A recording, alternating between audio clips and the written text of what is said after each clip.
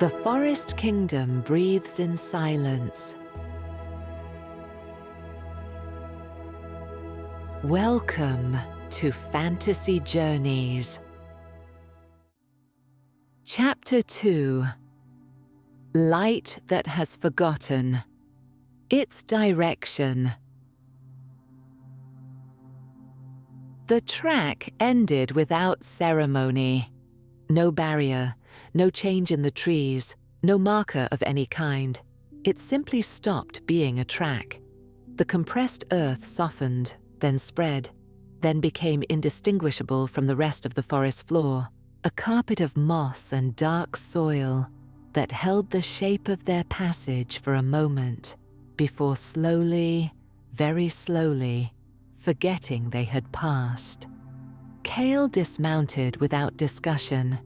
He always made that decision first and let her reach the same conclusion on her own, which she appreciated more than she had ever told him. She swung down from Fenn and felt the ground give slightly underfoot.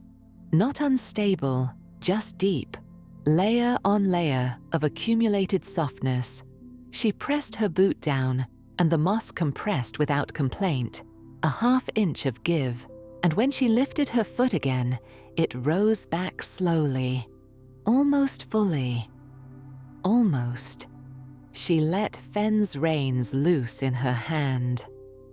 The mare stood at her shoulder and lowered her head to investigate the ground with the focused attention of a creature who had decided there was something worth knowing in the smell of this particular moss.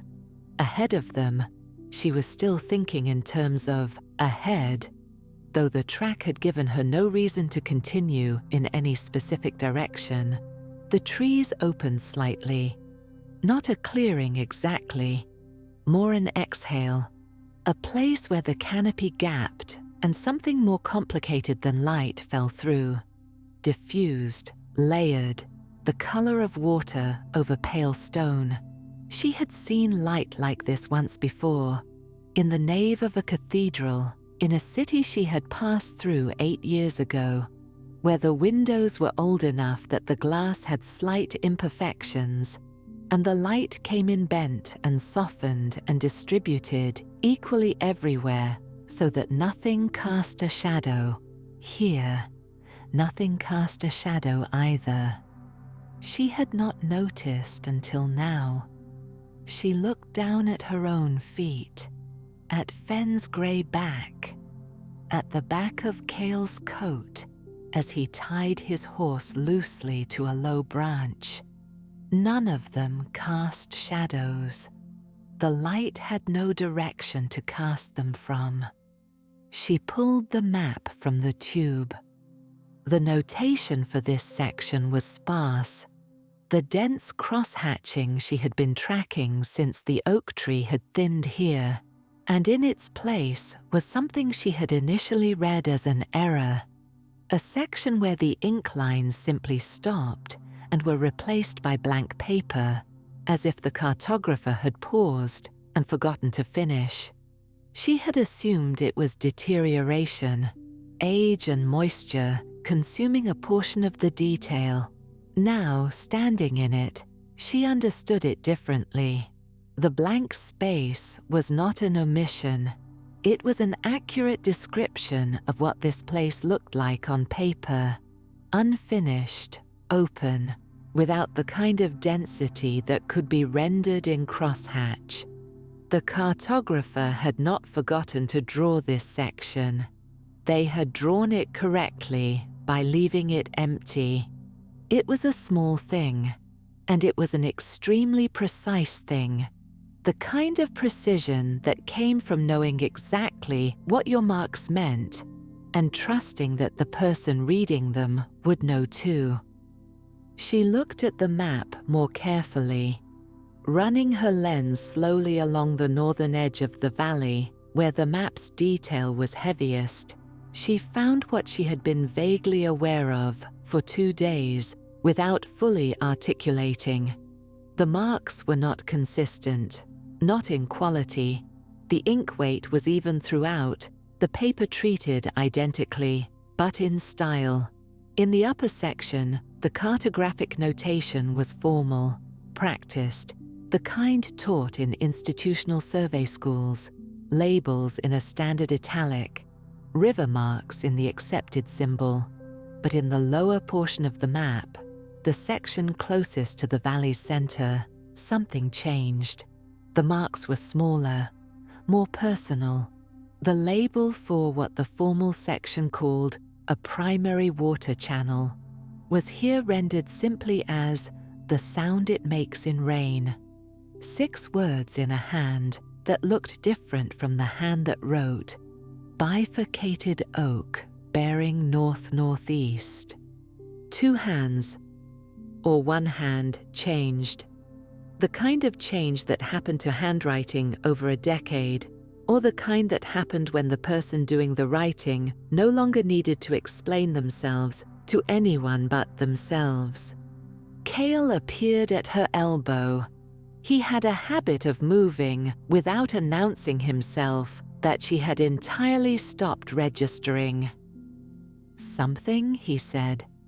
"Look at this section, and then this one." She held the map between them and used the lens to indicate first the formal notations, then the more intimate ones. He looked for longer than most people looked at things. She had noticed early in their acquaintance that Cael processed by duration rather than by speed. He was not quick, but he was thorough in a way that quick people rarely were. "Older," he said. "Or newer?" She paused. "Or the same," and the person changed. He handed the lens back and looked at the trees around them with the same thorough attention. "The trees changed too," he said.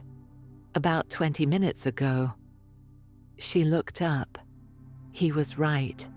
The species around them now were different from the beeches and oaks of the track. These were something older, something she could not immediately name. Broader in the trunk, the bark deeply furrowed in vertical lines that collected moisture and grew their own small ecosystems of lichen and moss. The roots where they met the ground were large and arched, creating small sheltered spaces between them, dry despite the ambient moisture everywhere else. She thought of ancient trees in books, illustrations in the kind of natural history texts she had read as a child in the estate library, where she had first learned to read maps. There had been a drawing of a tree described as elder growth, and the illustration had given it this same quality of structural confidence, as if the tree had long since stopped growing upward and was now simply deepening, becoming more itself. Fenn made a low sound, not distress, more the sound she made when she noticed something and was deciding whether to care about it. The bay stood without reaction, tail slow. Something moved between the trees to the left, at the edge of Lira's vision, soft and unhurried. She turned and it was gone, or perhaps had never been there, just the movement of the diffused light through leaves in a small current of air she couldn't feel. She looked at the space between 2 broad trunks and saw nothing except more forest, going deeper. She thought that could have been an animal, and then she thought it moved like a person walks when they're not in a hurry and they know exactly where they're going. She did not mention it to Cael. He was studying the ground. He crouched and pressed 2 fingers into the moss and held them there for a moment, then lifted them and rubbed the residue between his thumb and forefinger. She had seen him do this in marshes, on coastlines, in high-altitude meadows.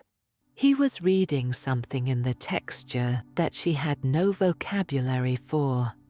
"This hasn't been compressed in a long time," he said. "Maybe ever. We just walked on it. Before us." He stood and wiped his hand on his coat. "It's undisturbed, the way soil gets undisturbed when nothing heavy has walked on it for long enough that it grows all the way through itself." He looked down the way they had come, where their footprints were slowly rising back out of the moss. "But something lives here. The channels are maintained. Somebody." He paused. "Something moves through here without leaving much weight."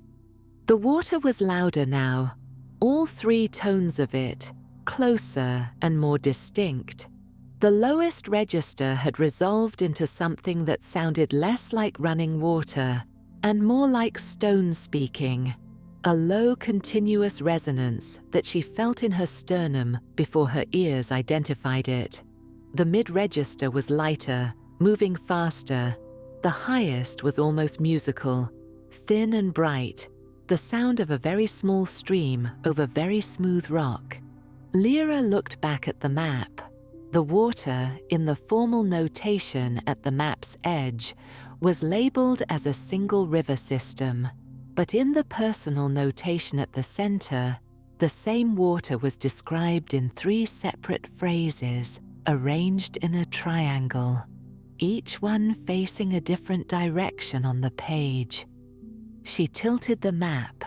The triangle, she realized, was pointing inward, all 3 phrases pointing toward a center that was not labeled at all, just blank paper in the blank section she had first read as an omission.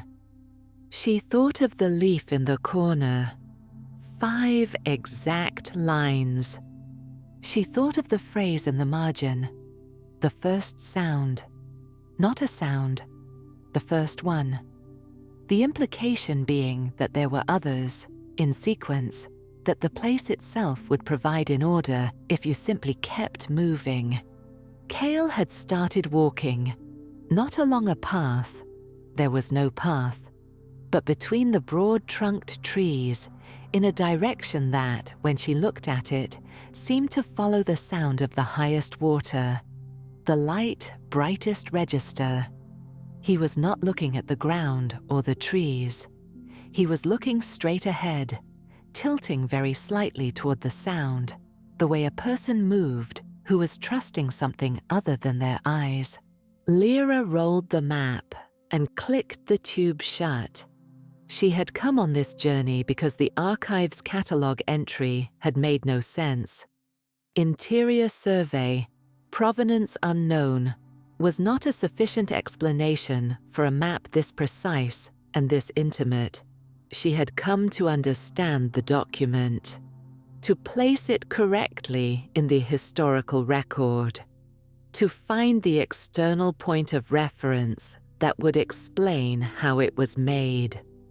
She was beginning to think the external point of reference did not exist, that there was no vantage point outside this place from which the map could have been drawn, because the map was not drawn from outside.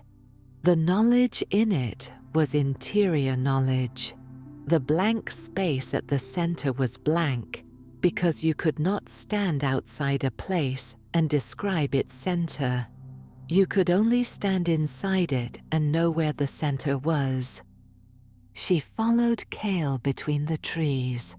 The sound of the highest water grew steadily clearer as the light around them deepened from pale to a richer green, the light changing not in intensity, but in color, as if the canopy above was thick enough now to filter something out of it, some quality that daylight usually carried, leaving only its cooler component behind.